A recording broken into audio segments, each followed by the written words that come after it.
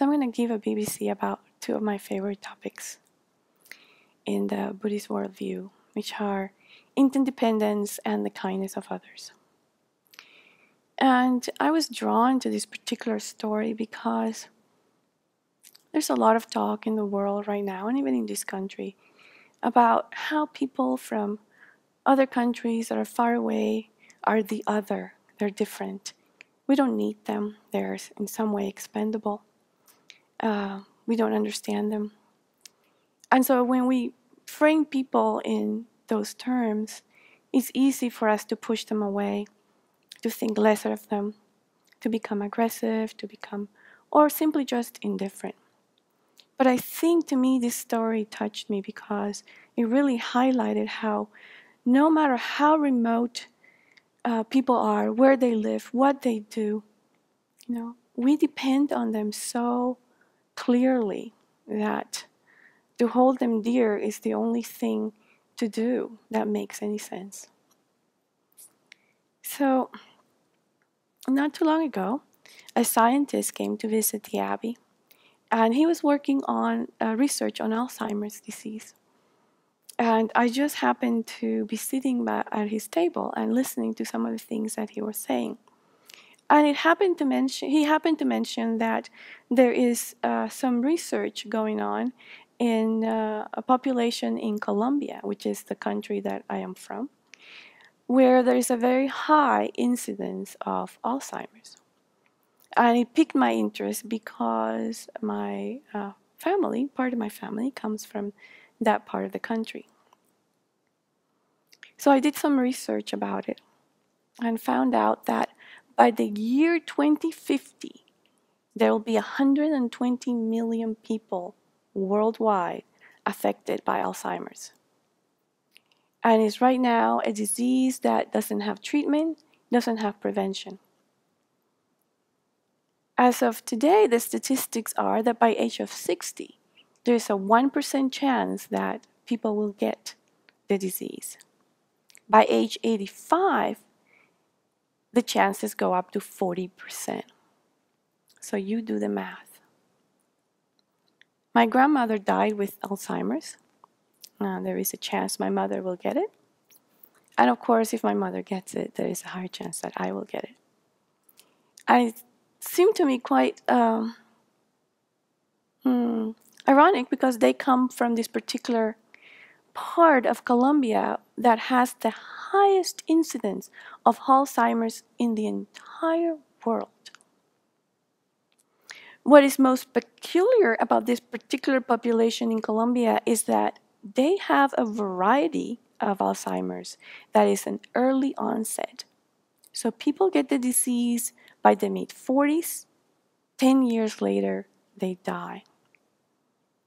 And so they have mapped in Colombia with the help of a local university in coordination with scientists from UC Santa Barbara. They have mapped the genomes of about 200 or 300 people that are members of this extended family. Most of them didn't know they were related, but that found their relationship because of this particular work. After many decades of seeing their parents die of Alzheimer's, their siblings die of Alzheimer's, nieces and nephews die of Alzheimer's, they finally started putting together some of the causes of, the reasons why this was happening to their loved ones. In this particular part of the country, these families that are affected, many of them are very poor. They live in very remote villages, still transport themselves on horseback. Even by car, some of these areas are very remote to access. And so because of that, there was all kinds of misinformation and misunderstanding about the disease.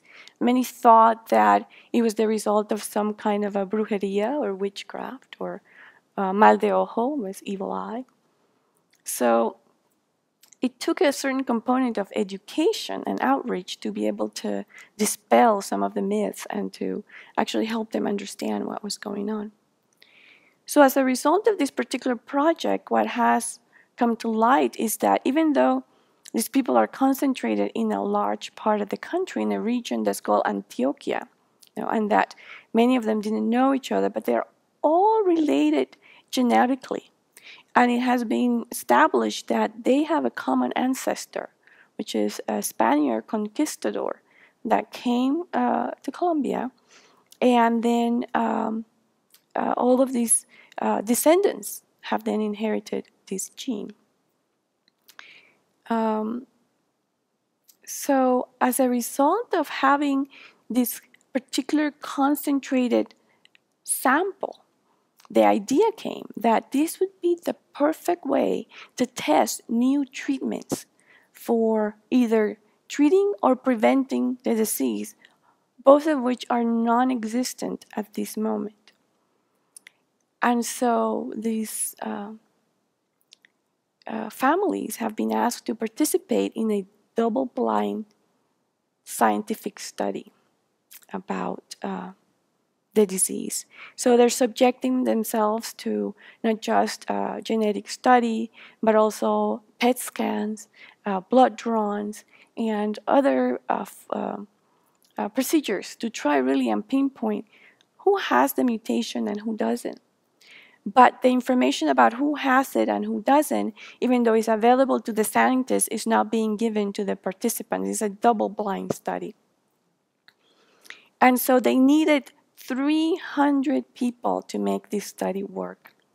And 300 members of these families signed up for this study. The trick about this study is that they have to start administering the test drug and following the results prior to them having any symptoms of the disease, because of how the brain works and what's happening in the brain once these symptoms start showing. So you're talking about people in their 20s and 30s, because by the time they get to their mid-40s, for some of them, it's already too late. Mind you, they contract the disease, they become symptomatic at mid-40s. By mid-50s, they are dead. And so the University of Santa Barbara is participating in the research. The National Institute of Health has donated a considerable amount of money to make this research a reality. And results are expected by 2022. And so here is, I think, an amazing example of how we depend on people that we don't know. We don't even know exist. They may live thousands of miles away across the globe. And yet they really hold the key to possibly finding a cure or even treatment for Alzheimer's, which 120 million people will get by 2050. Not only the participants, but also the researchers, the nurses, all of those who are involved really in dedicating their life work to make it happen across continents, here in the US, in South America, in other parts of the world. So people like our friend who came to visit the Abbey, who's also been working in this area.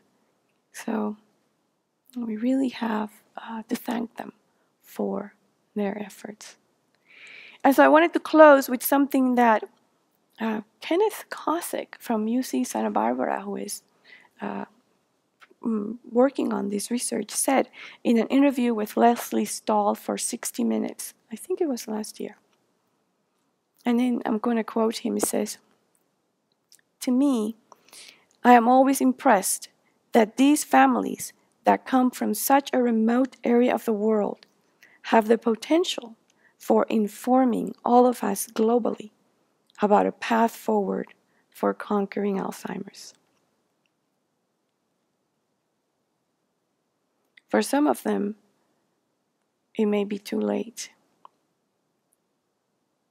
but for others, there is still hope." Thank you.